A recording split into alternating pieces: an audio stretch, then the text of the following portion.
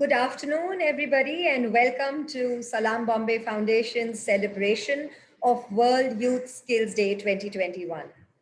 It always gives me great pleasure to talk about the foundation that I have been associated with for almost 11 years now, and I will try and do it justice in the 5 minutes allotted to me. What began as an organization to keep urban adolescents growing up in Mumbai's slums away from the ill effects of tobacco is now a pan India organization with partner NGOs in Jaipur, Kolkata, and Bengaluru, and with program interventions in Pune and other parts of Maharashtra. The overarching mission that drives all our initiatives, our belief that a child in school has a future, has led us to map out the various triggers of secondary school dropout. You might ask, why secondary school? That's because it is the vulnerable, high risk age when a child transitions into being an adolescent. When the need for higher education is weighed against his or her earning potential. Unfortunately, most often, education loses. These triggers of dropout have been addressed through programs in the arts, sports, media, vocational skill training, health, and nutrition, all while the adolescent is still in school. Government data suggests that 36.3% of students drop out by the 8th grade. However, 98% of Salam Bombay students go on to complete their higher education. After vocationally skilling these adolescents while still in school, we collaborate with corporates and service sector vendors to provide them with internships. Begun exactly 2 years ago on World Youth Skills Day, our Dream Lab initiative encourages corporates to provide stipend-based, meaningful internships to these skilled adolescents. These internships, in turn, provide pathways for sustained career development, which these children are so deserving of. Over so many years, more than 5 lakh children around the country have been empowered by our programs to take informed decisions regarding their health, their education, and their careers. I now invite our CEO, Nandina Ramchandran, to introduce you to the latest entrant to the Salam Bombay stable, an idea that we hope will change the future of many deserving, resource-challenged youth across our country. Thank you very much. Welcome once again, and over to you, Nandina. Thank you, Aditi. Good afternoon, everyone, and welcome to this special event from Salam Bombay Foundation, where we are launching for the first time an entrepreneurship incubator for grassroots adolescents on the occasion of World Youth Skills Day 2021. We hope that this will open a new pathway for disadvantaged adolescents to launch their small businesses based on the skills training and become economically viable. May I have the presentation, please?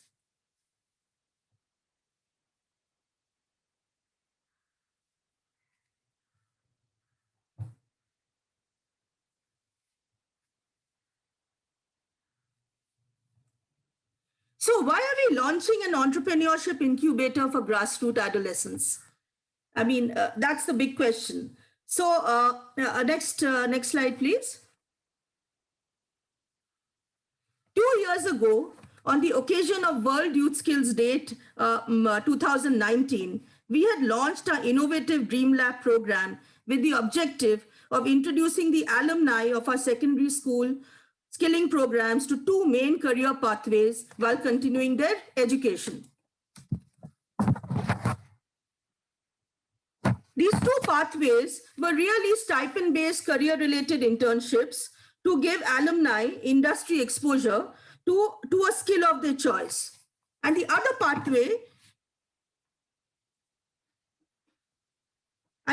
pathway was self-employment and income generation through learned skills. May I have the next slide, please? Let's take a look at our experience in these two areas. So first, in the market-based career-related internships, during the last 2 years, in spite of COVID, we had 163 interns covering 8 job sectors, all the way from bakery, beauty and wellness to the retail trade. There were almost 5,500 internship days, and cumulative earnings by the interns were over 13 lakh rupees. Next slide, please. In terms of income generation through self-employment, through, where our trainees who were skilled from the SPF skilling programs, they have done really well. And I'm going to share 3 snapshots of this with you, right? Jyoti Prajapati, 18 years old, during COVID, she reverse migrated with her family to their village in Uttar Pradesh. She earned over 7,000 rupees providing part-time beauty services between April and June 2021. Then there was Sadruddin Hashmi. He's 20 years. He graduated from SBF's mobile repair program in 2018 and 19. His approximate monthly part-time earnings are almost rupees 55,000. During COVID, he continues to earn on an average of 6,000 to 7,000 rupees a month. Then there's Sharifa Sheikh, again 18 years old. On completion of an advanced mobile repair course, she has earned rupees 3,000 during the lockdown through part-time earning opportunities. Next slide, please. So the immediate need is absolutely critical. There are no industry jobs available, and there's a real scarcity of jobs. And this problem has really been triggered by the COVID crisis. This year, the Indian economy is projected to contract. The GDP is supposed to contract at 7.3%. India has never seen that level of contraction. 230 million people are below the national daily minimum wage threshold of rupees 375. Almost 7.3 million people have lost jobs in the first month of this financial year. So the fact is that entrepreneurship and self-employment in the gig economy is really the way to go, and it becomes critical to give these adolescents a career and livelihood in the years ahead. Grassroots adolescents are an untapped talent pool. They are hugely talented, but they require support, financial, technical, specialized training programs. Next slide, please. So therefore, it gives me great pleasure to actually launch the Entrepreneurship Incubator for Grassroots Adolescents, which will be a continuum of the Salam Bombay Dream Lab model.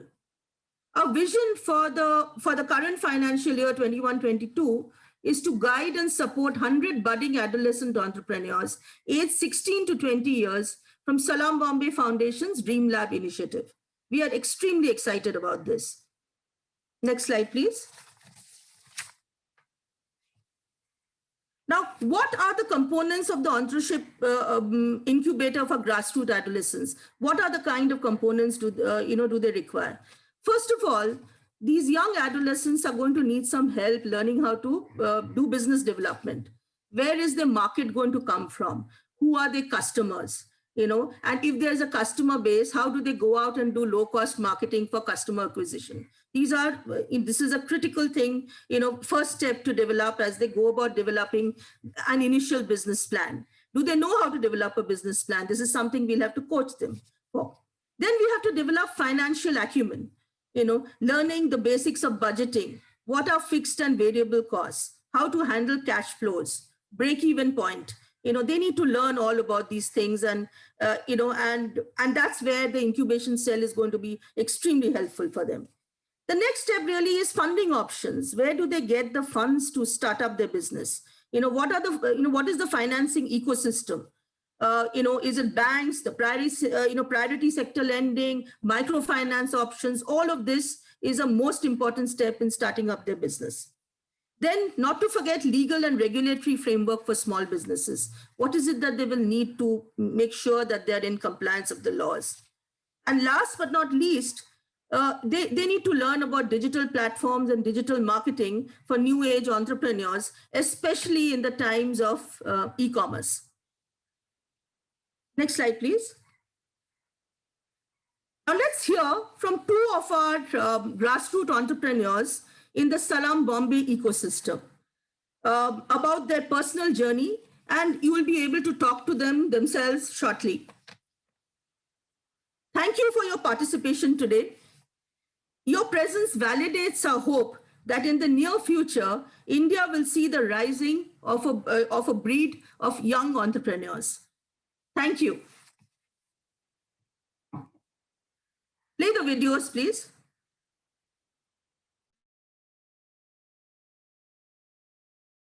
मेरे नाम दिव्या है और मैंने सलाम Mumbai foundation से beauty and wellness की student हो। मैंने सलाम मुंबई के एंटरप्रेन्योरशिप इंक्यूबेटर प्रोग्राम में इसलिए था जिसमें मुझे डिजिटल मार्केटिंग के बारे में सीखने मिला। सोशल मीडिया और गूगल बिजनेस के तौर अपने बिजनेस को कैसे रीच करना है और इंक्रीज करना है, प्रोडक्ट या सर्विस की कितनी प्राइसिंग करनी है, ये भी मुझे यहाँ से सीखने मिला। मैंने अपने बिजनेस को इंक्रीज करने के लिए और मैक्सिमम लोगों तक पहुंचने के लिए खुद से फ्लेक्स बैनर और विजिटिंग कार्ड्स भी बनाया है। इन्हें डिजाइन करने के लिए मैंने कैनवा का यूज किया है। ये जो मैंने एंटरप्रेन्योरशिप वर्कशॉप में सीखा, इससे ज्यादा क्लाइंट को मेरा पार्लर सर्विस के बारे में पता चला। थैंक यू सलाम मुंबई, मेरा एंटरप्रेन्योरशिप ड्रीम को सपोर्ट करने के लिए। मेरा नाम अभिषेक है। मैंने सलाम बॉम्बे फाउंडेशन से होम अप्लायंसेस का कोर्स किया है। स्किल होने से ज़्यादा स्किल अपग्रेड करते रहना भी जरूरी है। एंटरप्रेन्योरशिप कोर्स में मैंने ये चीज़ सीखा है, तो मैं होम अप्लायंसेस से आगे बढ़ के बड़े अप्लायंस को रिपेयर करना सीख रहा हूँ। जब मेरा खुद का बिजनेस होगा तब इससे मुझे हेल्प मिलेगा। मैंने अपने काम से अब तक 10,800 कमाए और जब मैंने बजटिंग की कोर्स में सीखा हुआ अप्लाई करके मैंने 8,000 का नया मोबाइल लिया। मैं अपनी ऑनलाइन क्लासेस मिस नहीं करता क्योंकि मैंने सलाम बॉम्बे से सीखा है कि पढ़ाई कितनी ज़रूरी है। मेरा सपना है कि मैं ITI के कोर्स में एडमिशन लूँ और साथ साथ अपने फैमिली को भी सपोर्ट करता रहूँ। मेरा नाम सुनील बरई है। मैं 10th स्टैंडर्ड में पढ़ता हूँ और अपनी फैमिली को सपोर्ट करने के लिए मैं पढ़ाई के साथ पार्ट टाइम काम भी करता हूँ। मुझे हमेशा से गैजेट रिपेयरिंग करने में इंटरेस्ट था, तो मैंने घर में छोटे छोटे चीज़ों को रिपेयरिंग करने की कोशिश की और अपने पैशन को आगे लेके आने के लिए घर में छोटी सी मोबाइल रिपेयरिंग की दुकान खोली। पर जब से मैंने सलाम मुंबई के एंटरप्रेन्योरशिप इंक्यूबेटर प्रोग्राम को ज्वाइन किया है, तब से मुझे अपने बिजनेस को बढ़ाने के लिए कॉन्फिडेंस मिला है। यहाँ पे मैंने प्राइसिंग के बारे में और कंपटीशन के बारे में बहुत कुछ सीखा है जो मैं अपने बिजनेस में अप्लाई करता हूँ। और सबसे बड़ी बात मैंने सीखी है कि कस्टमर को कैसे खुश रखते हैं, जो कि बिजनेस के लिए सबसे ज़्यादा जरूरी है। सलाम मुंबई के एंटरप्रेन्योरशिप कोर्स की मदद से मैंने अपने पैरों पे खड़े होने की कोशिश की है। मुझे काफ़ी आगे जाना है और ये सब नॉलेज के बिना मेरे लिए करना पॉसिबल नहीं था। मेरे जैसे बहुत से बच्चे हैं जिनके ऐसे सपने हैं, अगर उनको भी एक चांस मिले तो वो भी बहुत कुछ कर सकते हैं।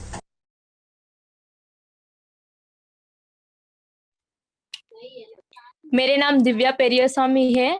मैंने अपने पढ़ाई मलाड म्युनिसिपल सेकेंडरी स्कूल पे की है। मैं पढ़ रही थी तभी सलाम मुंबई फाउंडेशन के तरफ से ब्यूटी एंड वेलनेस की ट्रेनिंग की है। उस ट्रेनिंग खत्म होने के बाद मुझे NSDC का सर्टिफिकेट मिला। उस सर्टिफिकेट मिलने के बाद मुझे खुद पे कॉन्फिडेंस आया कि मैं घर पे प्रैक्टिस करने शुरू की है। मैं प्रैक्टिस करते वक्त मुझे और भी थोड़ा बहुत साइड बाय साइड ऑर्डर मिल रहे थे। वो ऑर्डर लेके मैं उसमें से पैसा जमा करके मैं घर पे ब्यूटी प्रोडक्ट लेके एक सेटअप करती थी। तभी मुझे सलाम मुंबई के फाउंडेशन की तरफ से इंटर्नशिप मिला ऑसम ब्यूटी सैलून पे। उस इंटर्नशिप में मैंने ज़्यादा काफ़ी चीज़ सीखा। उसमें मैंने इंटर्नशिप में जो-जो मैंने सीखा, वो मैंने घर पे अप्लाई करे थे। तभी मैंने एक बिज़नेस स्टार्ट करने के लिए सोची घर पे। तब मुझे सलाम बॉम्बे फाउंडेशन की तरफ से एंटरप्रेन्योरशिप इंक्यूबेटर प्रोग्राम की थी। उस पे डिजिटल मार्केटिंग के बारे में सीखने मिला। डिजिटल मार्केटिंग के बारे में सीखने मिलने के बाद मैंने कैनवा के ऐप यूज़ करके विजिटिंग कार्ड्स, बैनर ये सब बना रही थी मैंने। उसके बाद मैंने मेरा पेज ओपन किया इंस्टाग्राम, फेसबुक, सोशल मीडिया पे मैंने जो-जो सर्विस कर रही थी, वो सब मैंने पोस्ट करके मुझे और भी ज़्यादा ऑर्डर आया। मुझे बहुत प्राउड फील हुआ, मुझे और भी ज़्यादा ऑर्डर आने लगा। उसके बाद मैंने सोची थी कि घर पे होममेड प्रोडक्ट बनाऊँ, तो घर पे होममेड हेयर ऑयल बना के वो भी मैंने डिजिटल मार्केटिंग पे मैंने मार्केटिंग करके उसको भी मैं अभी सेल कर रही हूँ। उसके बाद मेरा इन्वेस्टमेंट क्या है, सेविंग क्या है देखने के लिए मैंने एक कैश फ्लो बनाई थी। मैं यहाँ से रुकने नहीं जा रही हूँ। मैं एक ब्यूटी फील्ड पे बिज़नेस वुमन बनना जा रही हूँ। सो थैंक यू इतना टाइम मुझे सपोर्ट करने के लिए थैंक यू सलाम मुंबई। सो मेरा जर्नी सुनने के लिए यहाँ प्लेटफ़ॉर्म पे मुझे टाइम दिया है इसके लिए थैंक यू सो मच। मेरा नाम सुनील बरई है। मैंने गुरु नानक हाई स्कूल से 10वीं तक की पढ़ाई पूरी कर ली है। मुझे टेक्निकल फील्ड में बहुत इंटरेस्ट था, इसलिए सलाम मुंबई फाउंडेशन की तरफ से मुझे मोबाइल रिपेयरिंग सीखने का मौका मिला, जहां पर हमारी इंस्टीट्यूशनल विजिटिंग भी हुआ करती थी, जहां पर हमें प्रैक्टिकल सीखने का ज़्यादा मौका मिलता था। और मैंने इसी प्रैक्टिकल को जारी रखने के लिए मैंने घर में छोटा सा एक प्रैक्टिस करने के लिए मोबाइल रिपेयरिंग से रिलेटेड मैंने सेटअप भी बनाया है, जहाँ पर मैं रोज प्रैक्टिस भी करते रहता हूँ और छोटे मोटे गैजेट्स वगैरह रिपेयरिंग भी करते रहता हूँ। सलाम मुंबई के एंटरप्रेन्योरशिप में मैंने डिजिटल मार्केटिंग के बारे में भी सीखा है, जहाँ पर मैंने विजिटिंग का कैनवा ऐप के जरिए विजिटिंग कार्ड और बैनर किस तरह से बनाए जाते हैं उसके बारे में भी सीखा, जहाँ पर ये हमने बनाया भी है, उसे अपने बिजनेस में कैसे अप्लाई करते हैं वो भी। और मैंने व्हाट्सएप भी बनाया है, जहाँ पर मेरे व्हाट्सएप के लोगों को मेरे बिजनेस से रिलेटेड सारे अपडेट्स वगैरह मिलते रहते हैं, जो मैं सर्विस वगैरह डालता रहता हूँ। फिर मैंने अपने गूगल अकाउंट बिजनेस रिलेटेड सारे गूगल अकाउंट पे भी छोड़ा है, जहाँ पर मुझे कस्टमर ज़्यादा मिलने के चांसेस रहते हैं और बहुत सारे कस्टमर भी हुए वहाँ पर आते हैं। फिर मैंने सोशल मीडिया और डिजिटल मार्केटिंग के बारे में भी इसमें भी मैंने अपने प्रोडक्ट को सेल किया और और मेरे कस्टमर भी इसमें बढ़े, जिसमें जहाँ पर कि मैंने अपने बिजनेस रिलेटेड सारे अपडेट्स वगैरह डालते रहता था मेरे लोगों तक पहुँचने की वजह से मेरे प्रोडक्ट की सेलिंग ज़्यादा बढ़ गई। फिर मैंने डिजिटल शोरूम अकाउंट भी खोला है, जहाँ पर मैं अपने प्रोडक्ट को सेल करता हूँ, तो और जहाँ पर मेरे ज़्यादा प्रोडक्ट भी बिकते भी हैं और मुझे वहाँ पर प्रोफेशनल कस्टमर भी मिलते हैं। फिर मैंने और इसमें व्हाट्सएप बिजनेस कैटलॉग, ये अपना व्हाट्सएप बिजनेस अकाउंट का ही एक भाग है, जहाँ पर मैं अपने प्रोडक्ट के सेलिंग वगैरह और अपने सर्विस के क्या प्राइस चल रही है, ये सब अपने व्हाट्सएप के लोगों को अपडेट वगैरह देते रहता हूँ। तो मेरा भी एक ड्रीम है कि मेरा भी एक शॉप हो, जहाँ पर जिसमें सलाम मुंबई फाउंडेशन का बहुत ज़्यादा सपोर्ट है और ये इतना पॉसिबल नहीं था। तो थैंक यू सलाम मुंबई फाउंडेशन मुझे सपोर्ट करने के लिए। Thank you. Thank you Divya and Sunil for sharing very inspiring story. हम आशा करते हैं कि आपकी ये स्टोरी से इंस्पायर होकर हिंदुस्तान के सारे यूथ और एडोलेसेंट आगे एंटरप्रेन्योर बने। मैं ऑडियंस को बताना चाहता हूँ कि सुनील और दिव्या ये लाइव फीड अपने घर से दे रहे थे। And good afternoon everyone, my name is Gaurav Arora. I am responsible for the skilling and entrepreneurship program at Salam Bombay Foundation. So, while Salam Bombay Foundation is making a humble beginning today through the launch of this incubator, we do understand, this is a one very small first step, and it's miles to go before we sleep. So there is already a very strong structure and ecosystem that is nurturing grassroots entrepreneurship in our country. And I think as an organization, we need to take a lot of learning from that ecosystem and the guidance. And while we bring, from Salam Bombay experience, our understanding of the adolescent issues, I think there is a lot of amazing work that is being done by already, these entrepreneurship incubators. So with this context in mind, we are going to move to the next part of this event today, where we are going to kind of hear from industry stalwarts and their take on promoting grassroots entrepreneurship among the adolescents. So I'm extremely pleased to invite Mr. Chintan Bakshi on this virtual stage. Mr. Bakshi is a partner incubation at CII.co, which is the incubator of IIM Ahmedabad.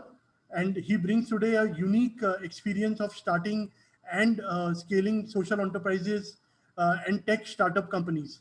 Mr. Bakshi has 6 years of project management experience and 19 years of startup founder experience in the area of incubation. He joined CII.co in 2013 to lead the incubation vertical of the organization, and he is currently based out of Jaipur, Rajasthan. So welcome, Mr. Bakshi. We are looking forward to your keynote address today, and the stage is all yours. Thank you. Thank you so much, Mr. Bakshi. Thank you very much. Am I audible? Just a quick sound check. Yes, you are. Yeah. So thank you very much. A very good afternoon to everyone. And congratulations to Salam Bombay for starting this great initiative. I think it's a pioneering effort that you people have thought through. In a way, जैसे कि आपने you have focused on skilling और अब आप उसको आगे ले जाने की सोच रहे हैं, trying to create an incubator of sorts so that all these youth who get skilled can now start their businesses. So I think it's a really forward-looking step. So many congratulations on that. तो मैं अपना छोटा 10 minute का talk जो है Hindi English combined करूँगा so that it's kind of relevant and understandable by everyone. तो मैं CI को नामक ऑर्गेनाइजेशन में काम करता हूँ जो कि IIM अहमदाबाद का इंक्यूबेशन सेंटर है. वहाँ पे हम काफी सारे एंटरप्रेन्योर्स के साथ काम करते हैं और इनफैक्ट जिस डिवीजन को मैं हेड करता हूँ CI को मैं उसमें हमारा फोकस रीजनल और सोशल एंटरप्रेन्योर्स पे है. राइट, तो जैसे कि मैं जयपुर में बेस्ड हूँ, हमारी ऑर्गेनाइजेशन अहमदाबाद में है. उसका ऑब्जेक्टिव ये था क्योंकि हम राजस्थान में कुछ स्टार्ट करना चाहते थे फॉर टियर 2 टियर 3 एंटरप्रेन्योर्स जहाँ पे गैप था. सो इनफैक्ट हमारा फोकस यही रहता है कि जहाँ पे भी हमें लगता है कि एंटरप्रेन्योरियल ट्रेनिंग, एंटरप्रेन्योरियल एजुकेशन का गैप है, वहाँ पे हम इंटरवेंशंस करें. तो हम बॉम्बे, दिल्ली, बैंगलोर, मतलब जो टेक एंटरप्रेन्योर हब्स हैं वहाँ पे ज्यादा फोकस नहीं करते. अभी इनफैक्ट इस इवेंट से पहले मैं एक इवेंट में था जहाँ पे हम आसाम में वुमेन एंटरप्रेन्योर्स और एग्री एंटरप्रेन्योर्स को सपोर्ट करने के लिए एक प्रोग्राम लॉन्च कर रहे हैं आसाम गवर्नमेंट के साथ. तो हमारा फोकस यही रहता है. तो I am just going to focus on a few learnings जो हमारी रही हैं और हो सकता है उस लर्निंग से आप भी अपने इंक्यूबेटर को डिजाइन करने में हेल्प करें. Of course we'd be happy to enter into some sort of a long term collaboration as we have been discussing, because this is I think a great area that you're focusing on, जिसकी की need बहुत ज्यादा है. तो जो हमारी learnings रही हैं by working in these tier 2 tier 3 geographies, I think सबसे पहली ये, जैसे कि आपने टर्म यूज किया grassroot entrepreneurs, तो मतलब एक तरह से these are entrepreneurs who are working at the grassroots. In fact, I have also worked in National Innovation Foundation Grassroots Innovations Augmentation Network. तो वहाँ पे हम grassroots innovators करके टर्म यूज करते थे. एंड उसका डेफिनेशन हमारी यही होती थी कि ग्रासरूट्स इनोवेटर उस तरह का इनोवेटर है जो कि खुद प्रॉब्लम फेस कर रहा है and he is coming up with a solution to solve that problem. Right, और इनफैक्ट मतलब स्टार्टअप वर्ल्ड में भी, टेक स्टार्टअप वर्ल्ड में भी इट इज डॉक्यूमेंटेड कि सबसे सक्सेसफुल स्टार्टअप्स वही रहती हैं जो कि जहां पे कि जो स्टार्टअप फाउंडर है वो अपनी प्रॉब्लम सॉल्व करता है और उसको सॉल्व करने के लिए प्रोडक्ट बनाता है. राइट, चाहे वो गूगल का एग्जांपल देख लें या फेसबुक का एग्जांपल देख लें, सब लोग एक अपनी प्रॉब्लम ही सॉल्व कर रहे थे, अपने कंटेक्स्ट की प्रॉब्लम सॉल्व कर रहे थे. So I think that's the first thing that which is a good thing कि आप उस तरह के एंटरप्रेन्योर्स को सपोर्ट कर रहे हैं जो अपने लोकल एरिया में एक अपॉर्चुनिटी देख के उसके अराउंड एक बिजनेस लॉन्च कर रहे हैं. तो स्टार्टअप्स या बिजनेसेस हर समय छोटे ही शुरू होते हैं. We should focus on making sure कि जब आपके एंटरप्रेन्योर्स कुछ स्टार्ट कर रहे हैं तो वो पहले अपने लोकल एरिया में उसको एस्टेब्लिश करें. Scale is not very important, scale comes later. What is important is कि यार आप एक प्रॉपर बिजनेस मॉडल एस्टेब्लिश कर पा रहे हैं, आप कस्टमर्स एक्वायर कर रहे हैं, जैसे नंदिना जी ने भी कहा कि कस्टमर एक्विजिशन कैसे करना है, उसको रिटेन कैसे करना है, उसको सेटिस्फाई कैसे करना है. तो having a focus on doing prototyping, जैसे हम कहते हैं स्टार्टअप वर्ल्ड में, हम ये कहते हैं कि भाई before you launch you have to prototype, you have to go through multiple iterations of prototyping. आप उस चीज को प्रोटोटाइप करो छोटे स्केल पे. तो वो सबसे इंपॉर्टेंट हमारी लर्निंग है. इनफैक्ट हमारे जितने भी इंक्यूबेशन प्रोग्राम्स हैं उसमें हमारा फोकस यही रहता है कि जी आपका आइडिया ये है, आप ये करना चाह रहे हो या ये आपने ऑलरेडी कर लिया, अब नेक्स्ट स्टेप में आप इस चीज को जो भी आप करना चाहते हैं उसको आप कैसे प्रोटोटाइप कर सकते हो, उसका डिजाइन क्या होना चाहिए, उसको कैसे आप फ्रूगल रख सकते हो, राइट? क्योंकि जब तक आपने कमर्शियली किसी चीज को वैलिडेट नहीं किया, इन्वेस्टर भी नहीं आता. प्रोटोटाइप स्टेज में जनरली फंड्स मिलना थोड़ा मुश्किल है. सो प्रोटोटाइपिंग जिसे हम कहते हैं वो जनरली एंटरप्रेन्योर्स को खुद ही करनी पड़ती है. So therefore it has to be frugal.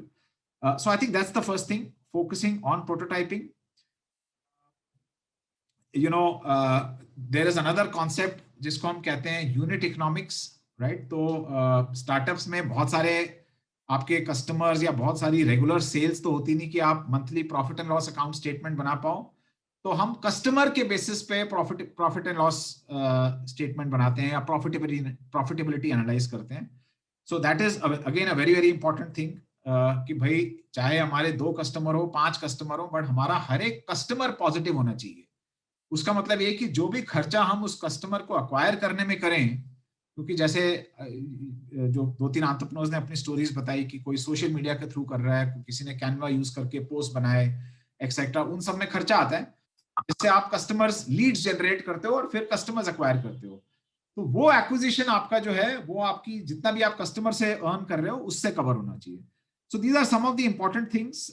Technology is not very very important, technology is an enabler, right? एक ये थोड़ा मिसकंसेप्शन रहता है कि भाई जब तक टेक्नोलॉजी नहीं है आपके बिजनेस में, it is not a startup, it is not a scalable business, आपको फंडिंग नहीं मिलेगी etcetera. That is also not right. Technology हो सकता है आपने अपना, जैसे आपने एग्जांपल्स दिए कि आपका कोई रिपेयर का है या कोई ब्यूटी का है, आपने उसको एक छोटे स्केल पे एस्टैब्लिश कर दिया, अब आपको उसको स्केल करना है, वहां टेक्नोलॉजी का रोल आ सकता है. तो technology is an enabler, technology is not necessarily an important, it can be an important part of the business but it need not be. ऐसा नहीं है कि बिना टेक्नोलॉजी के हो नहीं सकता, काफी चीजें हो सकती है बिना टेक्नोलॉजी के. इनफैक्ट काफी सारे हमारे एंटरप्रेन्योर्स एग्री हैं जो कि टेक्नोलॉजी को लेटर स्टेज पे यूज करते हैं. फंडामेंटली उनका जो वैल्यू प्रोपोजिशन है वो किसी फूड प्रोडक्ट या किसी क्राफ्ट या उससे ही आता है.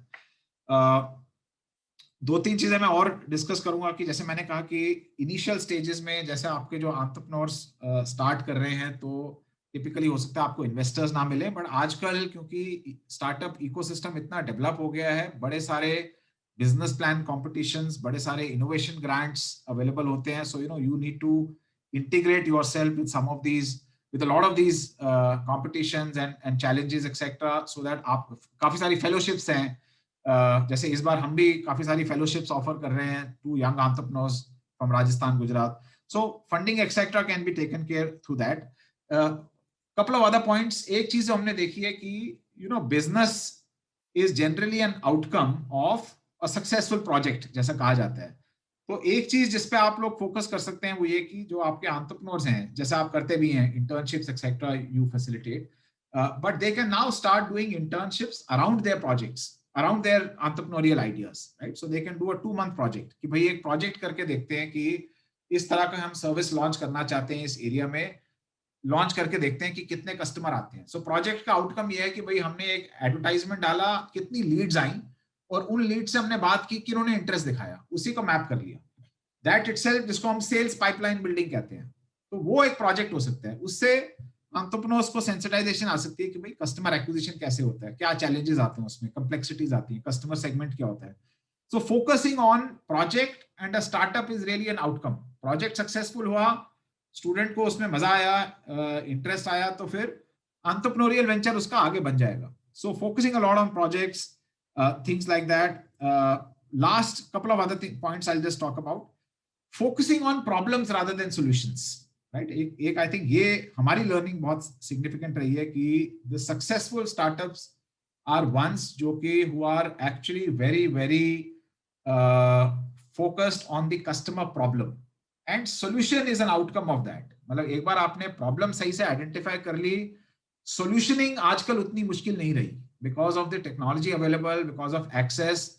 Solutions बनाना, काफी सारे CTOs ऐसे हैं जो हमें ये बोलते हैं कि आप बताओ बनाना क्या, हम तो कुछ ही बना देंगे, right? But what does the customer need? That is the main thing. So focusing on the problem, जिसको design thinking भी हम कहते हैं कि भाई how do you empathize with the customer, customer के साथ समय लगाना, group discussions करना.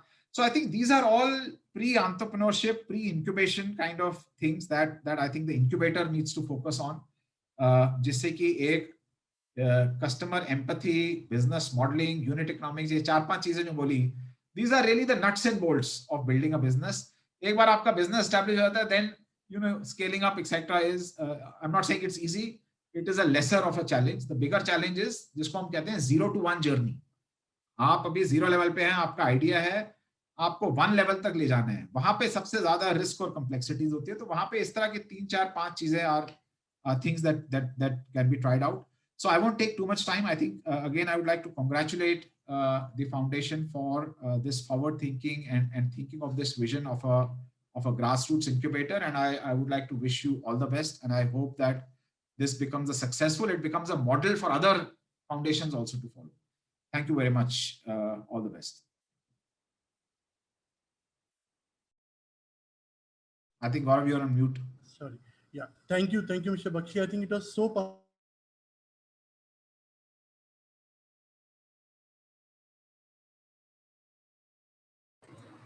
Gaurav, you went. Gaurav has frozen.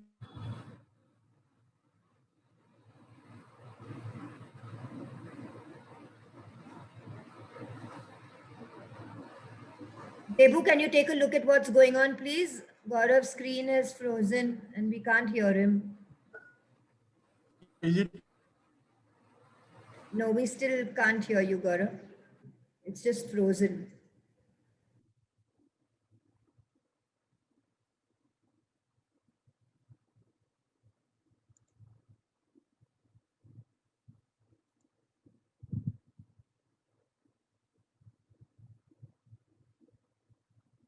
Is it a bandwidth issue for you, Gaurav? Is that what we are facing, Debu?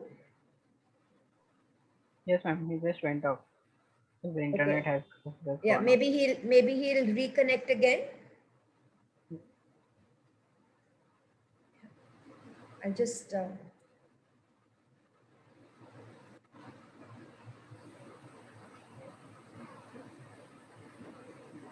I'm just checking with him also.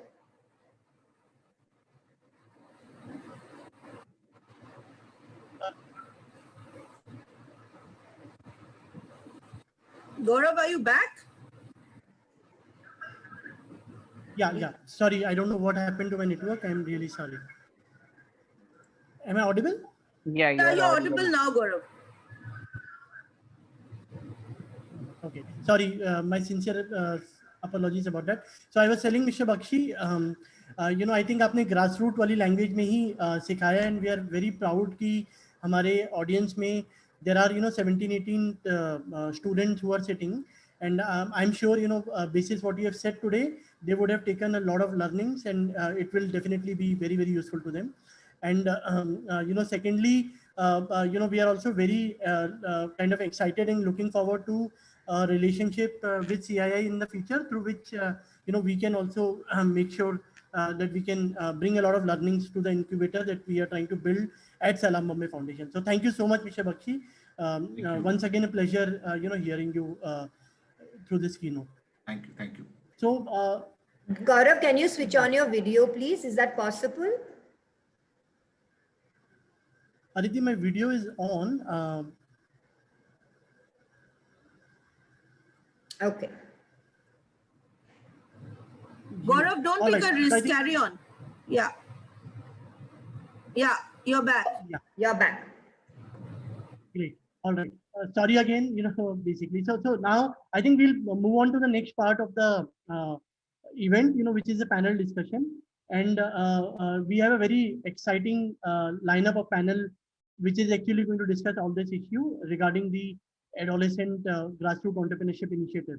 So may I first welcome Mr. Harshal Shah, CEO of Atal Incubation Center at NMIMS, Mr. Shah is a lawyer and chartered accountant.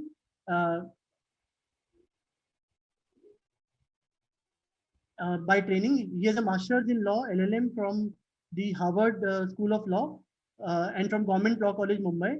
Under his leadership at the center, in a very short span of time, he has inculcated over 50 startups and created 500 jobs. They have received various accolades in the Mumbai startup space. And Harshal is an entrepreneur himself, and he is a co-founder of something called as Avarathon, and we are really looking forward to hearing more about it. Next, I would like to call upon Mr. Sobin Kuriakose, Head State Government and Citizen Engagement South of National Skills Development Corporation, NSDC. Sobin leads the Skill India initiatives across the southern region. Previously, he led the designing and implementation of the world's largest skill development scheme and contributed in the skilling policy drafting and other standardization processes. He has an extensive experience through his engagement with the NRLM and skill development, financial inclusion, and livelihood enhancement interventions. Thank you, Sobin. Our third esteemed panelist is Mr. Siju Varghese, Manager Innovations and Startup, MSIN, Department of Skill Development and Entrepreneurship, Government of Maharashtra. Mr. Varghese leads the incubation program initiative where they are supporting 17 incubators across Maharashtra state with funding and capacity building programs. And our fourth and final panelist for the day is Ms. Preeti Telang, former CEO Sodar Finexis and currently consultant to Sarvodaya Foundation, CSR of Sarvodaya Small Finance Bank. Ms. Telang is development professional with over 25 years of experience in education and health, and for the last 13 years in financial inclusion and microfinance. She was formerly CEO of Sodar Finexis and has worked with RBL FinServe Limited, Xavier's Institute of Communication, College of Social Work, Mumbai. She is also the co-founder of Training Resource and Media Production, which is called TRAM. So it's such a pleasure to have all of you here today. Let me begin with the first question. And, this question actually is for Mr. Sobins. So, Mr. Sobins, at the policy level, we always, say skill development and entrepreneurship. Even the ministry level, it is called Skill Development and Entrepreneurship Ministry. At the department level, it is called the same. Over the last 8-9 years, we have seen a very extensive focus on skill development. Entrepreneurship has definitely caught up over the last few years, but do you still feel there's a gap, and there is some catching up to do as far as the whole integration of skill development and entrepreneurship is concerned? Thank you, Gaurav. Thank you, Salam Bombay Foundation, for this excellent program wherein listening to youngsters having a success story gives you a boost, especially when you're working in the government system. You look at it, everything at 30,000, 40,000 feet, and rarely you get an opportunity to meet the youth who are getting impacted. And this is extremely a very good initiative. I'm really happy that I'm getting associated with it in some manner right now. Hope to take it forward in terms of, an institutional engagement with NSDC also later on. The question that you asked, Gaurav, in regards to the policy level focus, I wouldn't agree fully that we did not have much focus on entrepreneurship. If you look at the earlier schemes of poverty alleviation, like SGSY, which was the Rural Development Livelihood Scheme, now it has become NRLM or Ajivika. The SJSRY, which was the Urban Rural Poverty Alleviation Scheme, now it is the DAY NULM, or even the Ministry of Small Micro Enterprises interventions that were there.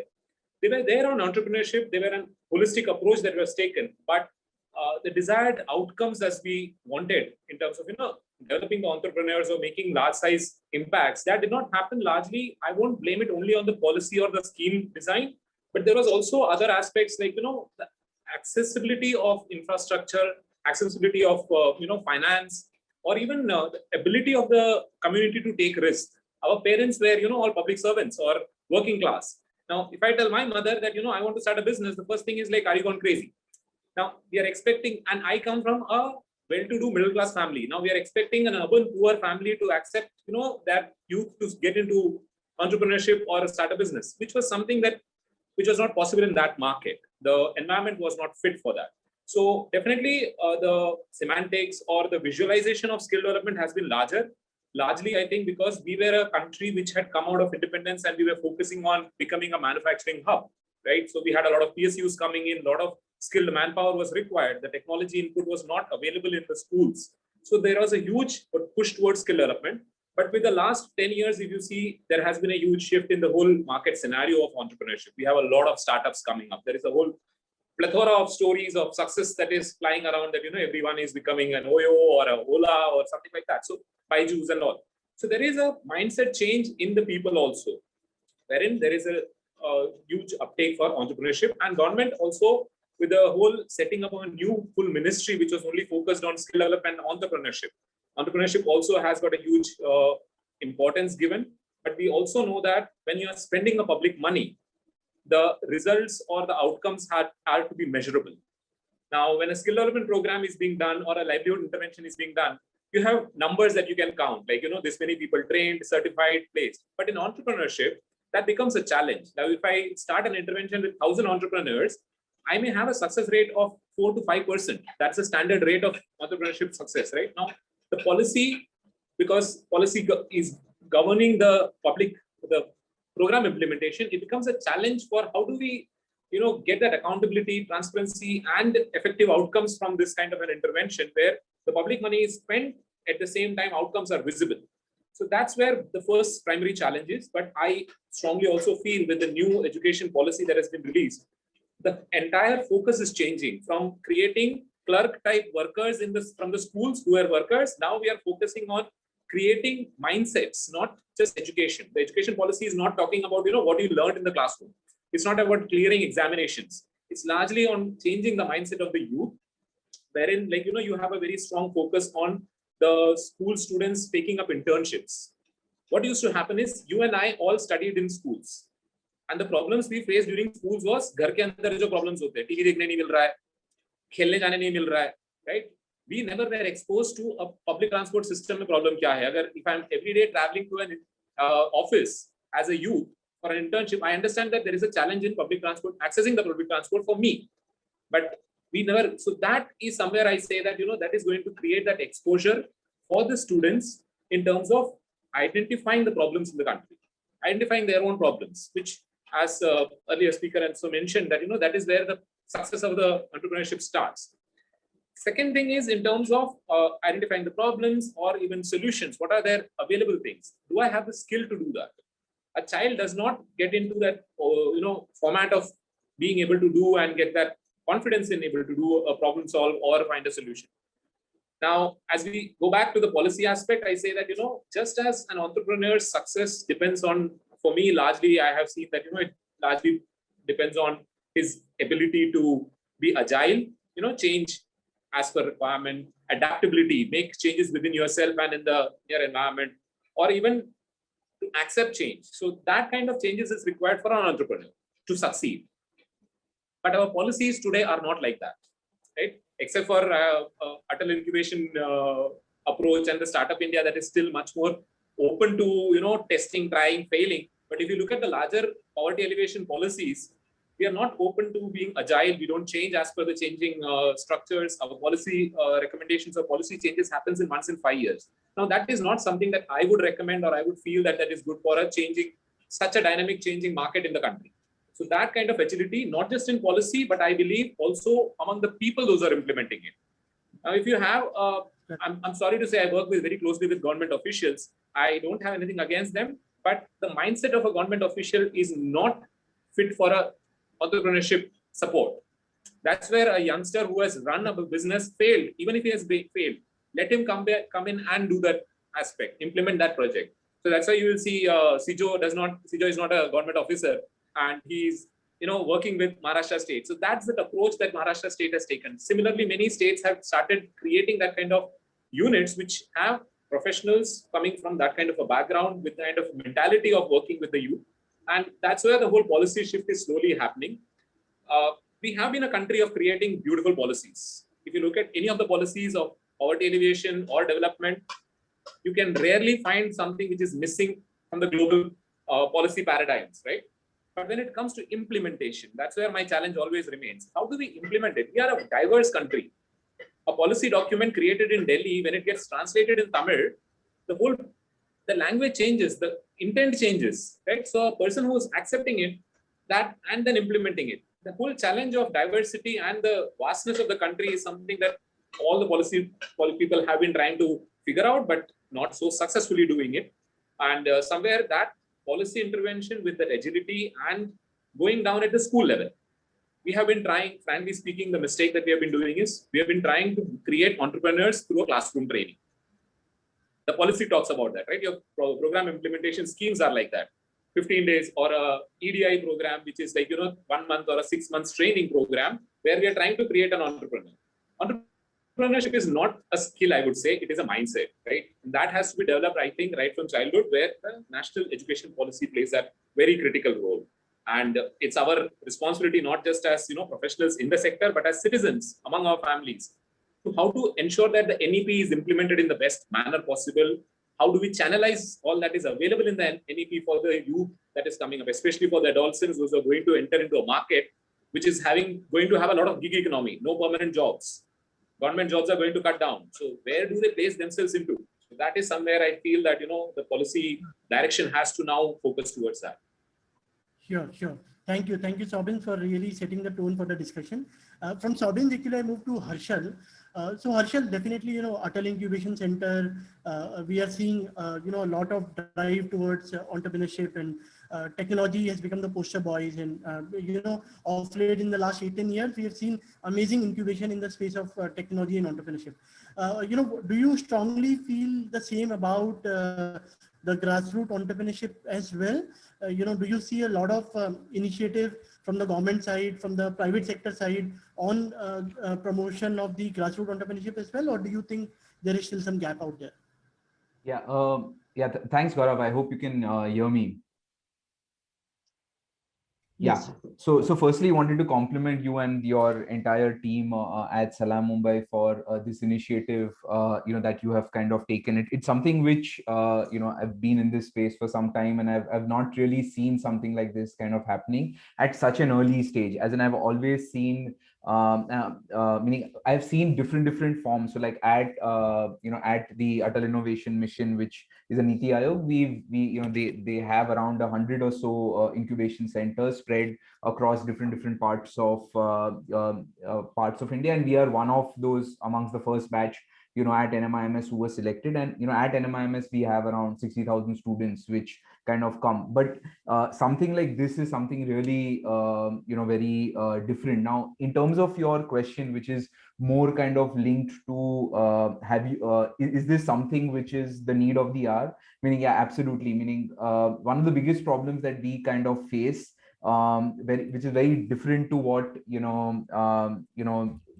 what I have kind of heard so far, is actually the lack of quality startups. So really what tends to happen, and at an incubation center, the mindset of an early stage, meaning what Sobin said is absolutely true, that you really have to have a mindset. You have to have an entrepreneurial mindset if you really want to tackle the startups problem. The reality is that you can keep having the best idea, but it's of no use unless until you have the best team. Because it's so, if given two choices between like an excellent team and an excellent idea, at AIC NMIMS, we would always select an excellent team. Why? Because that excellent team will eventually chance on the best idea. So and that's really, meaning at the end of the day, meaning all that we are hungry for is really talent, is really having that kind of mindset, or having that kind of entrepreneurial mindset over there. And we've honestly not seen that. So we've really not seen people coming to us at that kind of stage, or that kind of, or rather, to put it in a different way, there's a lot more to be desired. Meaning, if we really need to move up, so Chintan also actually mentioned about this, and I completely agree with him that once you take over the valley of death, or once you cross the valley of death, then it becomes, meaning it's more, meaning I wouldn't say it's a simple problem to do, but meaning your cash flows are sorted, your P&L, all of those things, what to do, your processes are set, your systems are set, and all those things are already in place. But it's actually at the initial stage that people really struggle. So we at AIC also call it like pre-incubation. So it's really not incubation also. It is actually a pre-incubation before, because in order for you to come at incubation, you expect, as Chintan also mentioned, like an MVP, like a minimal viable product. Then only can you actually put the things or put the systems in place. So it is at least at the pre-incubation is really where people kind of struggle. So even housed in a university campus, it is really difficult to really kind of find that level of that level of kind of talent, or that level of mindset, or that entrepreneurial mindset. I wanted to even add one more point, by your permission, is that and this is really for the larger audience that we are addressing over here, and it was excellent few presentations which was made, is that in the age group that you're talking about, what we have really seen is that they are driven a lot by newspapers, driven a lot by what they see in social media, what they see. So they tend to think that a startup journey is usually a 3-year journey from rags to riches. But to be very honest with you, till now we've never ever come across a case like that, and I assure you that we'll never ever come across that case. What usually happens, or many of these startups usually see iterations. Like, yes, it is successful in that 3 to 7 years journey, but that is after he's had 3 to 4 level iterations before he's come on this problem, which has then taken him to that. Because if he does not know, or if he really does not know where he went wrong, it is impossible for anyone to know where he got right. So majority of the times when we are addressing this kind of age group, and I would really like to even talk to all the young entrepreneurs who are listening to this, that be patient, meaning it is an extremely long journey, definitely rewarding, meaning we've seen many successful entrepreneurs while we've been kind of incubating, but yes, only 1 out of 10 become successful. So the rate of failure is extremely high.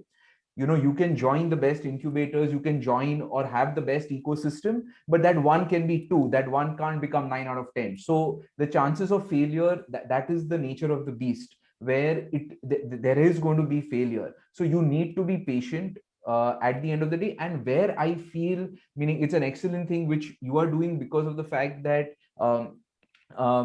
this is really where you require that kind of support, where you require that support because of the fact that the gestation period would largely be much more long, because of the fact that risk appetite is less. As a result of which, meaning there's definitely a need, and we would be very happy to support you in whatever way we can at AIC NMIMS. But yeah, the only point I wanted to kind of make was be patient, meaning it is a long journey. It requires even Airbnb, meaning it had three times it failed before it actually got where it is. And I can assure you, even Zomato, which people are really talking about right now, that is only a 7-year journey. I can assure you he would have, I don't know his journey personally, but the thing is that, he would have had like 10 years of failures before he came across this and then started scanning the the food menus and all. So it's good to read in the newspaper that he scanned food menus and now he's now it's kind of gone that, but people don't really talk about what happened before he was scanning actually the thing, because it requires multiple iterations before you're able to build or kind of get, and that's really the hard truth, meaning that's the thing. And meaning that's the truth which which kind of everyone would be facing. Yeah, that's all I had to say. Thank you, Arshad. Thank you. I think it was a great perspective. As I mentioned, we are talking grassroots over here. We are really, in context to what Salam Bombay is doing, we are really not talking Zomato, we are not talking Oyo, and we are not talking Ola, right? We are essentially talking a bakery confectionery unit, a beauty and wellness, not even a shop, I would say, a home-based beauty and wellness entity, proprietorship or whatever. So Sijo, my next, you are the next panelist, so basically, I'm sure जिनका कोई नहीं होता उनकी सरकार होती है. Okay, so these Atal Incubation Center and lot of interesting initiatives. The focus is still a lot of tech. Focus is lot startup and all those things. Now over here, we are also talking a little grassroots entrepreneurship. So what are the kind of initiatives by MSIN, the Maharashtra State Innovation Society, under the government of Maharashtra. So are there any initiatives where the government is supporting these kind of grassroots entrepreneurship and innovations? Yes, thank you, Gaurav. Firstly, it's a wonderful initiative, and congratulations to the entire team to putting up an incubation center. Mostly, the best part I think within this program also is that what Salam Bombay is trying to do is create an entire value chain. When you have when you are creating a set of students with some skill sets, you're just not leaving them or trying to give them some job. You're taking them forward to the entrepreneurship, and you're trying to address the entire value chain, which is something is the need of the hour. And hearty congratulations for taking this step, and all the very best to take this forward. Coming to my point, about what is the government doing, and we also at the Innovation Society have this value chain approach about where does the government needs to support them at different intervals. As you rightly mentioned, the government of Maharashtra and at the center, there are different initiatives to support grassroots innovation. To start with, though we are part of the Innovation Society and fall in the same ecosystem where, probably AIC and MIMS is talking about, or where Chintan is talking about the startup and the tech, ecosystem, and much of our programs are, directed towards that. But definitely there are initiatives and interventions where we are trying to, tap the early stage adolescent students and, people who have just, begin their career. Or even before that, considering this, the government of Maharashtra, there has been multiple level of interventions, I would say. As you rightly mentioned, the incubation program, which we are also looking at. I will just take 1 minute for that. When we are saying about, we are supporting about 17 incubation centers within the state. It is more about, just not putting up centers in, tier 1 cities or like in Mumbai, Pune or Nagpur. We are very focused on creating incubation centers in a Jalgaon, in a Nanded, in cities like Akola, where there is very less innovation related tech and, innovation related, actually technology run innovation, which is actually running, So, barring 3 or 4 of them, the rest of all the incubation centers are in tier 2, tier 3 cities. And those incubation centers are trying to attract talent, the early stage talent who are trying to solve local problems. They are creating institutions, they are trying to create infrastructure, which will ensure that local problems are being solved through these innovative models. So the incubation center at the State Innovation Society is, really focused about solving local problems and also supporting local businesses also. Like, tomorrow there is a small boy who's understanding a problem of, say, online training, or there is a need for, something to do with, electricians or something, like the way you're skilling electricians in a city in Akola or somewhere, we are trying to, bring those incubation centers to bring these ideas together and help those small businesses also to, go forward, give them the legal support, the marketing support, the amount of support in terms of what can be the additional business avenues, and then scale them to a tech front, where, Chintan has rightly mentioned, and the rest of the panelists also, technology is just an enabler. The problem identification is the most critical part of any of the programs, which any of the, entrepreneurs to have a successful journey to start with. Just touching 2-3 points, Gaurav, just, when we're talking about what are the initiatives, as the government, what we try to solve is, we allow these young students or adolescent people to come and solve problems of the government. So what the State Innovation Society also tries to do is, there is a lot of focus on, giving them the power to solve problems. So we have a set of programs which is run specifically for startups, like the ones where we give them procurement opportunities. There's a very good program called as the Maharashtra Startup Week, where I won't touch base with, but it is a program focused on startups and where we are going to give, startups an opportunity to work with the government. But at the same time, we have specific programs which allow early stage adolescents, with their skill sets, whatever they have learned, to, to give a chance for them to think, in a more innovative way and solve problems of the government through some innovation. So for, as we speak, as of now, we have a program called as the, the Grand Challenge, which we are open for the fisheries department and is open for all, for adolescents as well, where the fisheries department along with the Innovation Society have put up problem statements which can be solved by the adolescent students. So all of this can be a tick point for trigger to start up entrepreneurship by solving these problems. So there are cash awards around that which will help them to start up their initial problem solving to start their entire journey of entrepreneurship and things like that. So there are hackathon programs which we have conducted for early stage adolescent students and things like that. Just to touch base with, we have a structured program which we are coming up in a couple of months' time, largely focused on students from 16 to 20 years of age, which is called as the Startup Yatra. And this is purely to spread the awareness about entrepreneurship. It's to do with innovation a little bit, but it's a program where we will conduct different kind of boot camps and sessions for students in all 36 districts of the state. We'll try to give them understanding about what is entrepreneurship, how an idea, how a Kolhapuri chappal can be, sold at a world scale. What is the power which you have as a skill, of making a chappal, and if you add, a pinch of technology to it, what does it happen, and how do you scale your business to that? Is what the entire focus is. And that Yatra is a program very focused on this age group, and we'll be doing that in 2-3 months' time. The first edition of that was done in 2018, where it was a physical event where we took a van, throughout 70 to 20 districts of Maharashtra. It was a joint program along with Startup India. And we gave them a lot of awareness about what is entrepreneurship and how things have to be done in entrepreneurship. And within that, we try to create a competitiveness within them and try to give them an opportunity to how to pitch their ideas, even if it is the smallest of the idea. And those ideas were then selected and given them an opportunity to pitch, to pitch it to different sets of people. How do you, sell your business? Such kind of opportunities we have done in 2018, which was a physical event, and then we have given them some cash awards.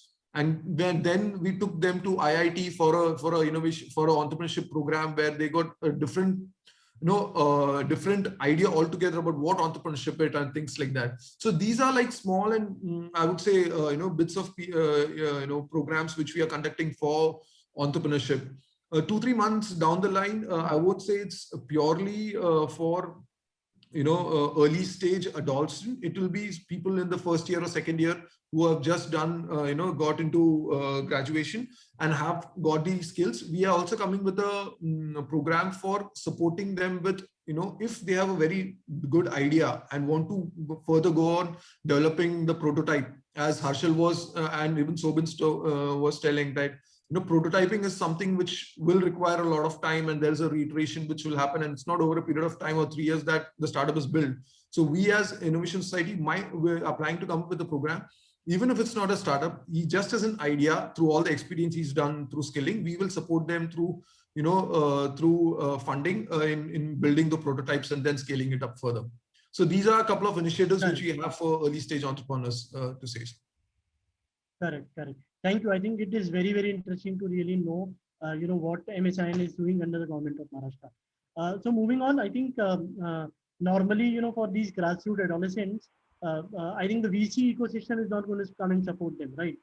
So I think Unka Maiba, if I can say that, will be the microfinance ecosystem.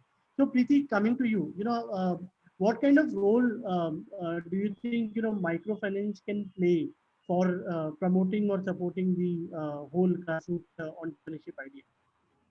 So thank you so much, Gaurav, for giving this opportunity, and congratulations to Salam Bombay Foundation for this excellent incubation center.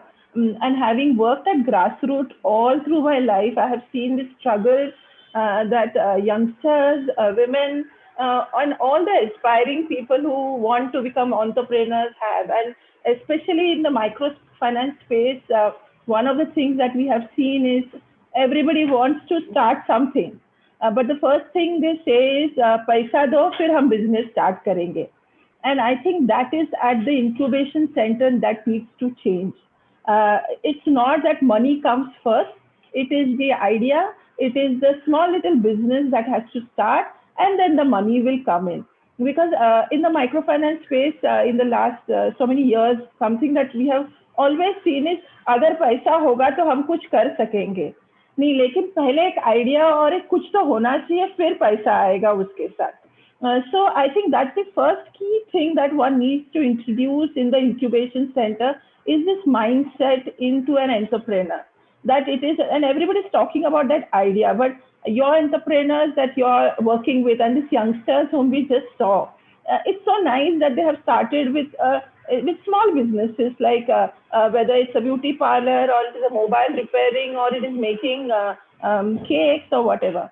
Now, how do these people start dreaming big and start dreaming that my enterprise needs to be really at a large level beyond my ecosystem of the low income communities that I work with to an outside ecosystem, so that it becomes a value proposition and a funding proposition. So I think I would really appeal you all to make them dream big, think beyond their ecosystem, because with dreams comes the enlarged scope of becoming a bigger entrepreneur than what they are dreaming at this point of time. Secondly, when one talks about microfinance or the entire banking system is not only about lending. It is also about, first, it has to be money in, you become a consumer, you show that you're a consumer, and then there comes the lending. What microfinance has done is it's enabled a collateral-free kind of a loan for women entrepreneurs or small group lending kind of a model. And when you brought this topic up, I really started thinking, where does 16 to 18 really fit into this microfinance ecosystem? Because we had not thought about them. Honestly, having worked into this space, 16 years is too young. Though our policies and most of the microfinance policies says, and for that matter, RBI guidelines also says the lending can be done from 18 to 18 and above. But as a lender, would I lend to an 18-year-old? Everybody in the business would say risk hai. Why? Because so far they have not shown as entrepreneurs what their capability is to repay. So there is an ecosystem available. There is scope in form of small group lending, in form of individual loans, or in form of MSME loans also. But first of all, we need to create a mindset that business is not about only money. It is not only about loans. That will come when one shows the business. So even if no microfinance entity will want to lend them as of date, but they would lend to their parents, to their mothers. And then that money can come in to start the small enterprise. But if I want to make that business big, of course, there is this whole ecosystem of individual lending, MSME loans available to these entrepreneurs. And also right now the ecosystem is mostly ready in form of also the tech NBFCs who are willing to put in money and take risk on these entrepreneurs at this point of time. So there are a lot of tech NBFCs that are there into the ecosystem, but not at a very, very young age of 16, because legally that would not be allowed. But at 18 and little over 18, if you prepare them, if you prepare their documentation, their balance sheet, I think then there is some kind of a scope for these entrepreneurs to definitely be financed. And I'm very sure, I think we need to create the demand side, the supply ecosystem will be ready. I think as of now, what we don't see in the system is the entire demand side. The demand side, I think in form of innovation and all, yes, there is so much happening. But for very, very grassroots entrepreneurs where we are working in the slums, in the low income communities, I think that ecosystem still needs to build. That demand side still seems to be not so ready. Once that is ready, the supply side will automatically run. Because with universal banking, there are so many other banking options available. You have the small finance banks, you have the NBFCs, you have the payment banks. I think they will slowly start building their ecosystem to cater to these youngsters also. So from an incubation perspective, my suggestion would be to make them think big, dream big, make them dream in first place, beyond their own ecosystem. It is all about banking. So they have to be consumers first of a bank by very diligently putting that money into the bank, whether it is even 100 rupees a month, create themselves the clients of a bank, and then yes, then the balance sheet starts showing by itself to lend them. Yeah. Correct. I think, that's a very, very interesting perspective, where Preeti is mentioning that the idea comes first and the, funding comes a lot later. But, Harshal, my question is, given that we saw Divya and, we saw Sunil, and, like them, there are a lot of other passionate adolescents in their late adolescence, and they definitely have some idea in terms of what they want to do. And, they've shown also evidence. Take the example of, when we saw Abhishek in that video, already earn 10,800 rupees through his skills. Okay, so I think they, in addition to idea and the skill, they also have shown the evidence that they have the passion and the know-how to do it. So in that case, do you think some ecosystem in terms of funding be available to them, or basically you have to wait till they become 18 years, then also only able to tap the ecosystem? So do you think there is a need to bring in that kind of point as well, where some funding ecosystem is available for them to experiment and as we rightly said, unless and until, even if these are grassroots entrepreneurs, they don't experiment and they won't fail, and then how will they succeed? So how do you think there can be an ecosystem that can support the funding or financing bit of it as well? Sorry, Gaurav. So I just was this question for me? I was not sure whether. Yes.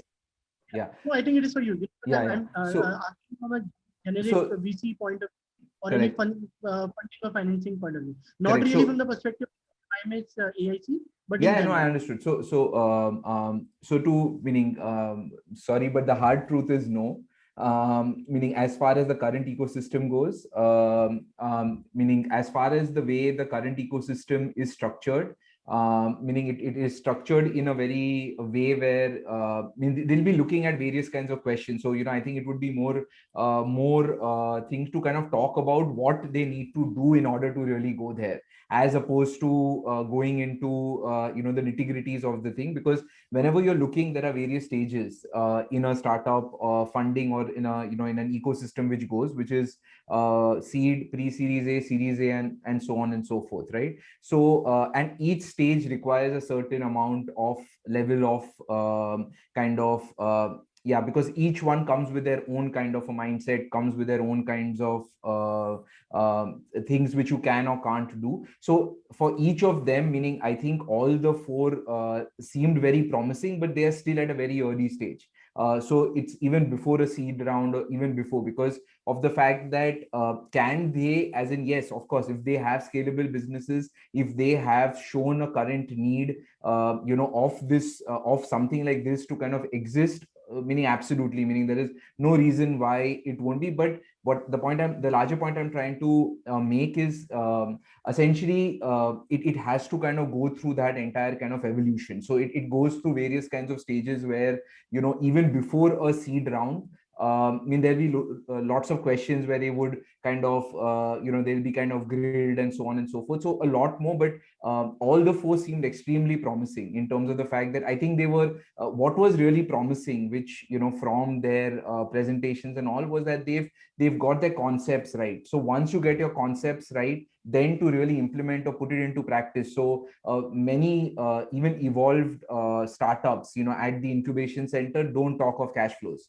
So I saw in their presentation, they've got their cash flows right. So one of the things that we actually take with the startups is as cash flow management. because most of the time they don't really know what their cash flow is. Minute one customer pays them, next day they'll go and they'll spread all the money, and then you don't know what to do with it, and there's no development taking place for 1-2 months. So each of these are at the right stage, but for a seed round, for a pre-series, series, and all of that, yeah, as in it requires scalable businesses, it requires innovation, it requires the thing, and it requires a clearly established need. So for them, as Preeti was saying, those would be a much more viable option. And I completely agree with her that most of the times, even forget the what we saw, but even like startups, the first thing they will say, we don't have money. So, and what do I do? Meaning it's the whole classic, should I set up a shop first and then will customers come, or should I wait for the customer to come and then set up a shop, right? So meaning, yes, if you had money, you're already too late, meaning then you need to worry about how you're going to spend that money, because of the fact that, so it's always a case of chicken and egg. And the once you have a business, or once you see, money will come, meaning it's a consequence, not the start, really. That's the, in a nutshell. And I hope I've answered your question. No, definitely. To the audience, I want to make a quick remark. In case you have any questions, for the panelists, please keep on posting them on the chat. We will take those up once this formal round of discussion is over. So I'll come to you, Cesar, now. Basically, in terms of your initiatives, and you mentioned about working in tier 1, tier 2 kind of cities as well. So do you also see a lot of drift in terms of adolescents 16, 18 years also approaching the MSIN incubators? They have certain ideas. So are you seeing even in the rural kind of areas, or tier 1, tier 2 kind of cities, where this kind of trust is now coming up, or most of the people who are approaching you generally belong to the 18+ ecosystem only?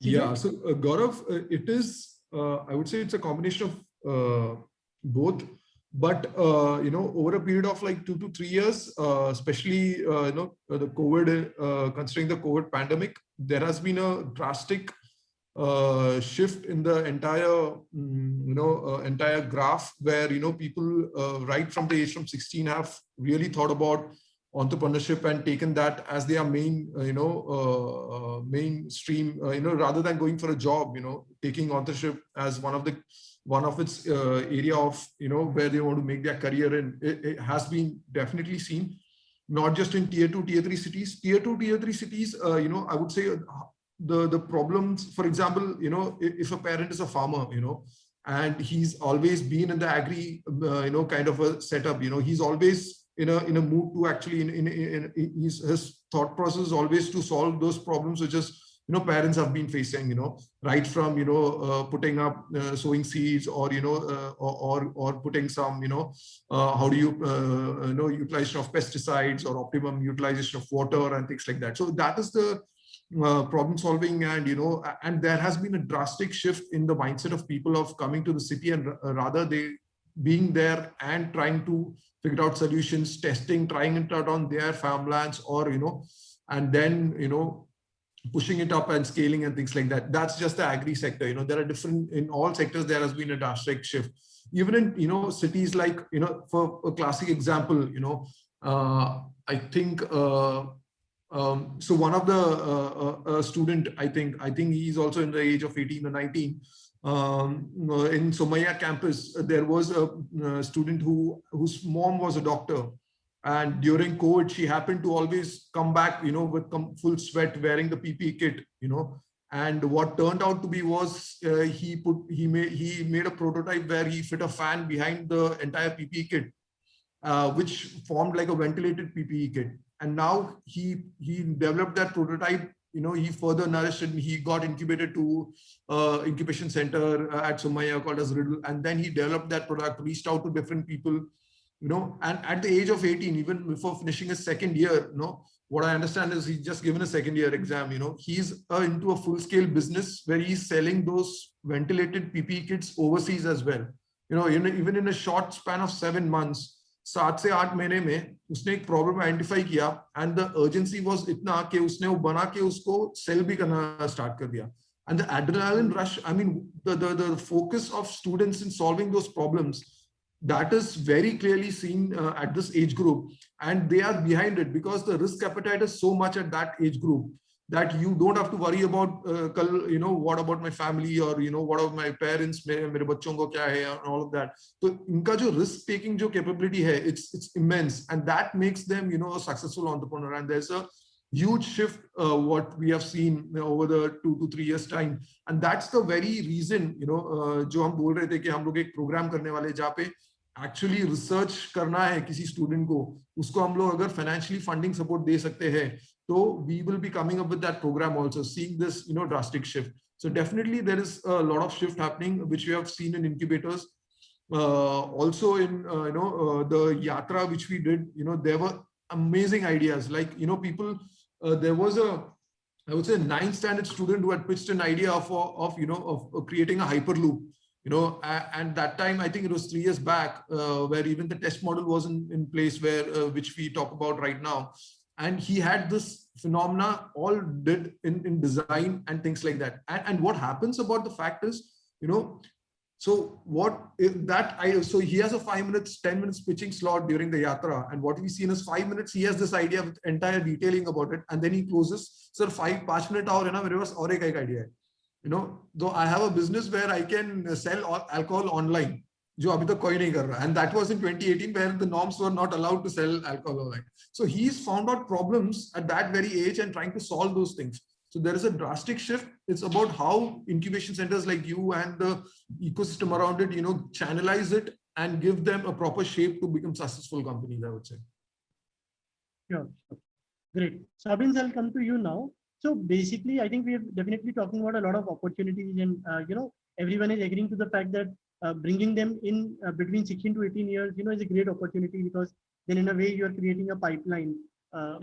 For when they become 18, they'll be much more prepared. So any, in terms of your policy making rich experience, and also now, on the implementation side, any risk or challenges you foresee for such an incubator that will focus on kind of adolescents 16 to 18 years of age?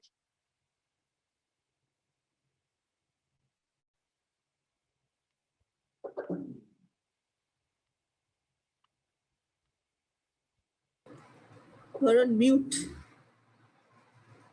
I'm sorry. Audible? Yeah. So what I was saying is, in terms of the policy aspect, we don't see much of challenge because the NEP, which targetly focuses on your age group of 16 and below or 18 and below, that has got a component of skill development and entrepreneurship, because entrepreneurship cannot happen without having a youth or a young boy having that confidence के मैं problem solve कर सकता हूँ, मैं कुछ बना सकता हूँ. वो confidence अगर जब तक नहीं develop होता है, which is where the education system has to gear towards. A school teacher, I remember when somebody would do something in the school which was out of the order, and it would solve a problem, or it will make life easy for us, like for the students. That student is considered as a naughty boy, or given the punishment. But I see that as an entrepreneurial skill set. He has a problem, he's solving it. It may not be in line with the rules and regulations, but if you remain in rules and regulations, you're never going to be an innovator. So, right, that's what I'm saying, that in terms of the policy level, there is definitely a movement happening towards bringing in that entrepreneurship skill sets and the mentality in the youth and the school students. The challenge remains in terms of how do we work with our parents, right? You and I, all of us, come from a family where the first option was ya to become an IT engineer and go to US, get a nice plum job there. Second is government में PSU में exam दो, नहीं तो सरकारी नौकरी दो, अच्छी खासी नौकरी होगी, set हो जाओगे, permanent job. Third में आता है private job. Private में भी फिर आएगा तुम्हारा अच्छा company होना चाहिए.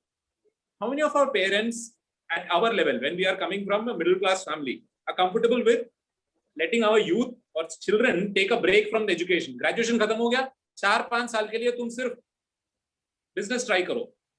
Fail होंगे तो fail होंगे, चलेगा. How many are we ready to accept that failure of that youth? We don't do that, right? Our society is not programmed towards it right now, but slowly we will see changes with more success stories coming, and the policy definitely is moving towards that. in terms of creating that awareness in the schools and the colleges, but not one single policy focuses on influencers. A child's influencer is his parent and his relative. Give me one program which goes and sits with does a GD, a group discussion with a set of parents at school level and tell that, बच्चे को entrepreneurship करने दो, उसको fail होने दो, let him fail. Failing is not going to kill him. Only failure will make him actually try better things. वो हम नहीं कर रहे कहीं पे भी. And that goes for all our interventions. We target only at one output thing. The environment around is never targeted. So that's where I think people like you, Salam Bombay Foundation, which have got much more flexibility in structuring your programs, you have a very strong role in creating that kind of models. And see, if you look at the way the government has changed in terms of identifying successful models from the field and trying to replicate it, if you can create that model which says that, you're working with government schools, identified some entrepreneurs in that school level, work with the parents also, and create that entire ecosystem or that environment for that success. Create success stories. I'm sure multiple government agencies, international NGOs will come forward. They will like to work with you. And that's where we can then put into the policy saying that, this is a successful model. You have it succeeded in this region. Let's try it again, expanding it. So that's where I see that policy challenge is not in terms of drafting and thinking about it. The policy challenge is in terms of implementing, getting all the players come on board at the same time. So I think that's where we all face that challenge. Like, for example, if I look at my childhood, बचपन में घर पे कोई आता है, any relative comes, they give 100 rupees, 50 रुपया, 100 रुपया मिलता था. What used to happen? I'm a Malayali, right? A Malayali typical family where nobody is into business. My father was a government employee. Mommy will take it, say, ये मैं बचा के रखती हूँ, जब तुमको जरूरत होगा, you will get it, right? But I'm still waiting. I'm 40-year-old and still waiting for my 2,150 rupees, which I deposited with her. नहीं आया refund. But whereas I was born and brought up in a Gujarati environment. Gujarat में पला बड़ा हूँ. My Gujarati friends, this money that used to come to them, their parents used to tell them, invest in a bank. उनका bank account खुल गया 15, 14, 12, 13 के as में, 12, 13 में बैंक अकाउंट खुल गया है. 14 के एज में मेरा दोस्त फर्स्ट शेयर खरीद चुका है. शेयर ट्रेडिंग, स्टॉक ब्रोकरिंग उसने शुरू कर दिया. Right? See the result. I am still working for NSDC, and that friend has at least tried 4 to 5 ventures. 2-3 में फेल हुआ बुरी तरह से. घर वालों ने लात मार के निकाला नहीं, फेल हुआ तो. He has again started another, and today he is much more successful as a businessman, earning more, having better lifestyle than me, and I am still. So that's where that whole ecosystem and that mentality within the family, schools, all of that has to come at that stage. The child is at that stage where he has to be able to take a risk. Fail hua to fail hua, right? Will our relatives stop criticizing us if we start failing? That is all that thing that I would say that, that implementation is not just limited to a program karne mein, it's a behavioral change that is required, right? So that's where I feel that the policy aspect will keep on improving, but in terms of how do we execute and how do we find good models of success, that's where we think we need to work on. So Sobin just wanted to. A very interesting perspective. Sobin just wanted to say, being a Gujarati, I would just like to say it depends. Yeah. Okay. You're also working. Sure. No, I think, and I will definitely also add that Sobin definitely is not a failure. I think all of us will agree that he is a great success. He might not be an entrepreneur, but he is a great success by. Ideas. Right? I also have ideas of entrepreneurship, but I don't have the ability to take that risk. नौकरी छोड़ के नहीं ले सकता, right? Because mentality नहीं है. That's what I'm saying. Sure. Preeti, I'll come to you from your rich experience, and this will perhaps be my last question. Any regulatory advice you would provide to these budding entrepreneurs 16 to 18 years old? Any piece of regulatory advice they should be careful about? No, I think what they need to really understand that I think the business needs to go out of their home setup. If it is a business, let's start looking at a business outside the home. Beauty parlour का course बाहर जाना है और बाहर जाएगा तो regulations आएंगे. So one is getting all the documentation right is extremely crucial. Getting also, it is not only about जुगाड़. सब चीज में जुगाड़ नहीं है ना. अगर हमको scalable business करना है तो सिर्फ जुगाड़ से नहीं चलेगा. So I think one of the things now that all the panelists are discussing, and I'm really thinking aloud about it, and maybe it's a little different because everybody's talking about innovation, incubation, and our kids at the low income segment are still on skill building, and skill building ka next level. I think what we are really looking at is when will our kids in the low income can't they innovate? Can't they think? They can, but I think we need to look at beyond skill building to being innovators and whether they can innovate. From beauty parlor, can it be something so very radically different कि क्या हमारी ये बच्ची थोड़ा अलग सोच सकती है? फिर रेगुलेशन का माँ बाप नहीं पूछेगा, वो इनोवेशन होगा और इनोवेशन के साथ पॉलिसी आएगी, इनोवेशन के साथ रेगुलेशन आएगा. हाँ, लेकिन अगर अभी जुगाड़ सिखाएंगे तो वो जुगाड़ में ही रहेंगे. So I think one is in the incubation, also training them to look at what is right way of doing things in terms of a business environment, in terms of the financial sector. It is not about taking loan and then dugawing the bank that the bank just goes and they can't give you the next loan. So funding in the microfinance will be available, or for that matter for any financial sector. But the regulatory thing is how do you get all your things and systems in place? And also look at innovation, because we are talking about utter innovation. Maharashtra state is talking about innovation, but हमारे बच्चे skill building में अभी फंसे हुए हैं. Can our children, here I mean our children is the children from low income communities and where Salam Bombay Foundation is working, can they also become innovators? They have started thinking on those lines, and let them think more in the innovative lines. And I think then that becomes like a very, very different kind of incubation center. And more than willing to support it in any way that I can. Sure. Thank you.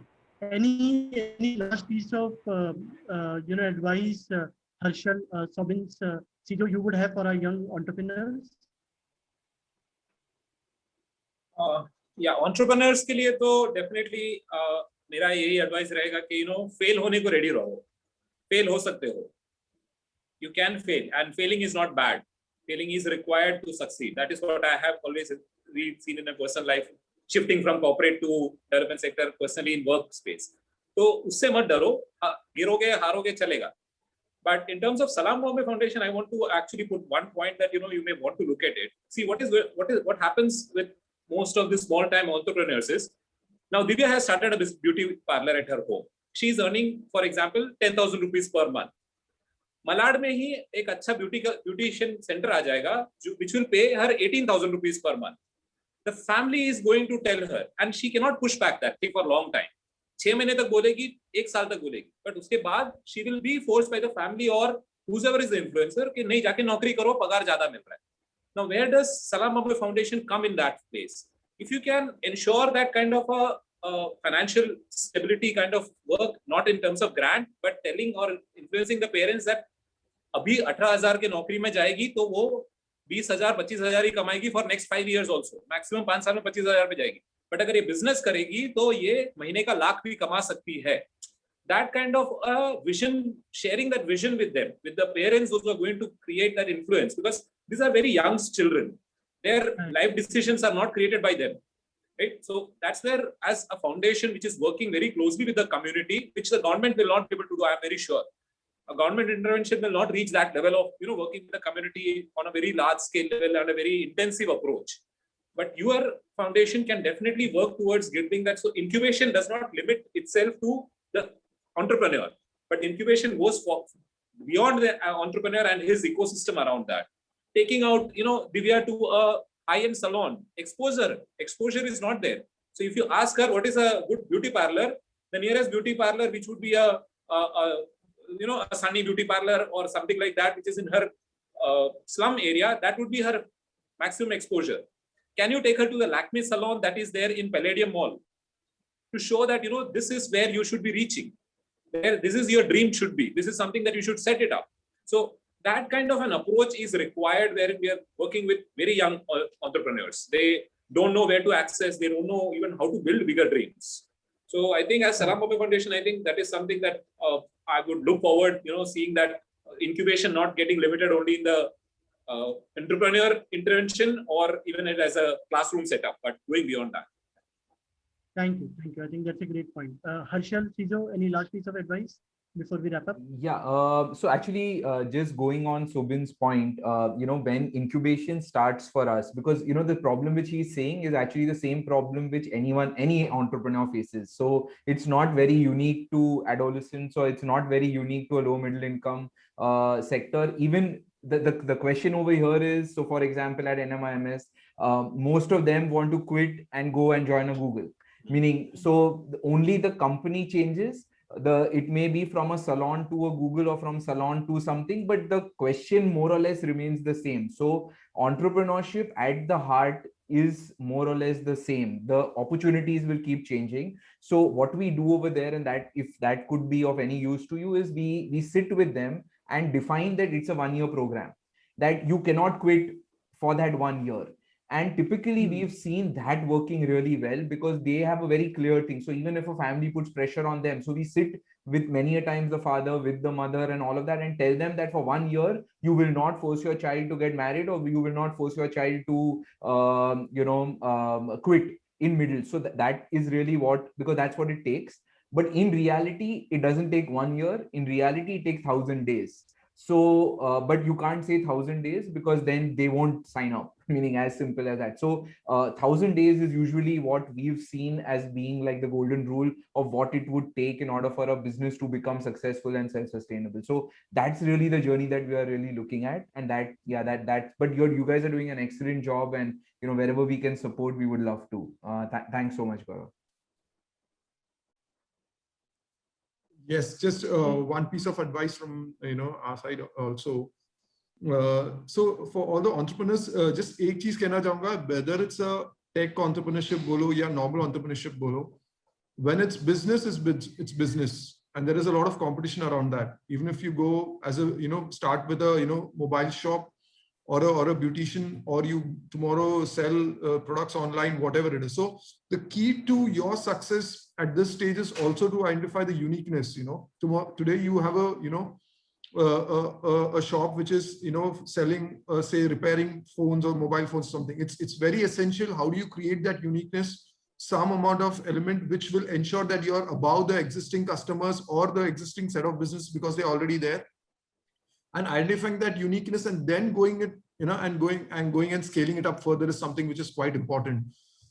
This will ensure that over a period of 2-3 years, when you have this clear strategy of running the business, once you reach a point of achieving that uniqueness and have reached a certain threshold, then you can further figure out what is the other technology interventions you have to bring out. I think initially at this stage, bringing that uniqueness in your business will be very critical, and that will be helpful for you guys to go ahead. 1 or 2 quick points. I think for people who are just starting up, Government of Maharashtra also has a website as a single window platform called as Maitri, which can help you also give you all kinds of assistance in setting up your businesses also in terms of what are the documentations required, regulatory compliances required for starting up your shops in Maharashtra. And they're quite active in that. If there are some hurdles in their website, accessing them, you can write to MSNs also.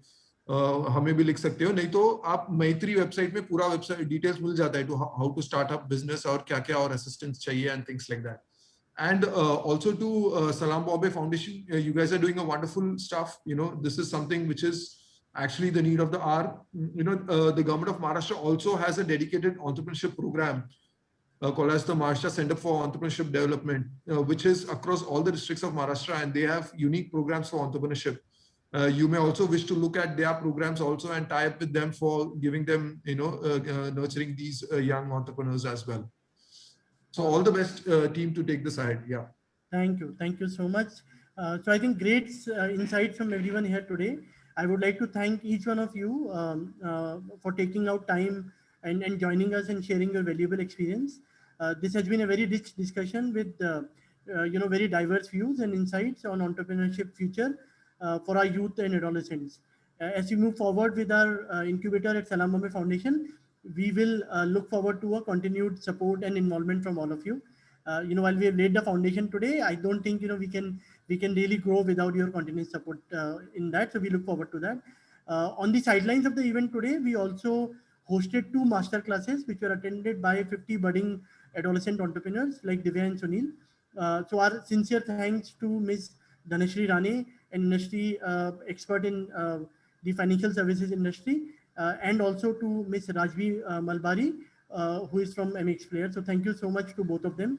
A sincere word of appreciation for all our trainers who have been involved with Salam Bombay Foundation for the capacity building and grooming of our beneficiaries or of our adolescent entrepreneurs. And last but not the least, our donors and supporters who have been supporting the innovations and creativity that we bring to our work. Thank you so much once again to everyone. And that's how we conclude today's event. Thank you. Thank you so much.